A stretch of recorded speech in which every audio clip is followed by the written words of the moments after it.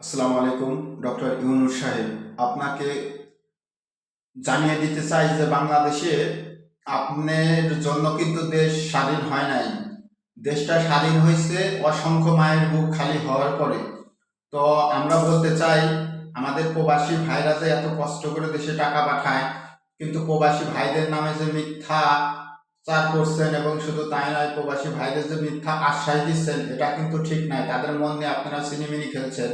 প্রবাসীদের এয়ারপোর্টে লাঞ্ছিত বঞ্চিত হইতে হয়, প্রবাসীদের ফোন কেড়ে নেয়, শুধু তাই নয়, প্রবাসীদের উপর যে হামলা করছে এর কোনো প্রতিবাদ আপনারা করছেন না।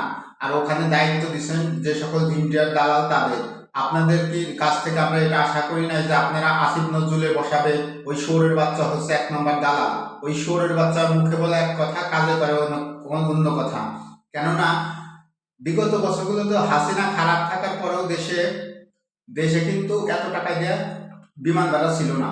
সে যাওয়ার পরে এখন 90,000 টাকা বেশি লাগবে। কেন লাগবে? এই আসিফ নজরুল মুখে বলে এক কথা, কাজে করে আর এক কথা।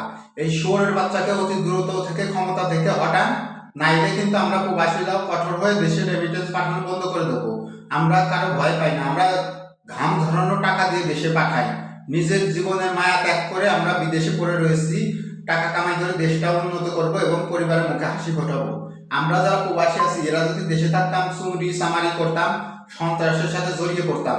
সেটা না করে আমরা হালাল পথে কামাই করব, কষ্ট করে প্রবাস থেকে দেশে টাকা পাঠাচ্ছি, দেশের চাকা, অর্থনৈতিক চাকা আমরা সচল রাখছি। আর আপনারা ঘুষ করে সুদ করে চেয়ারে বসেছেন। এই আসিফ নজরুল অতি দ্রুত থেকে ক্ষমতা থেকে সরান, নাইলে আমি আলটিমেট দিচ্ছি 30 মিনিটে, এর মধ্যে কিন্তু বাংলাদেশের অনেক পার্সেন্ট কিন্তু রেমিটেন্স পাঠানো বন্ধ করে দেবো। আমি তো আছি, আমার সাথে আরো 3-400 শ্রমিক কাজ করে, একটা লোকও আমরা রেমিটেন্স পাঠাবো না। অতি দ্রুত এই আসিফ নজরুল থেকে ক্ষমতা থেকে হটান, আর বিমানের টিকিট মিকিট সবকিছু দাম কমাতে হবে। এটাই হচ্ছে আমাদের প্রবাসীদের দাবি।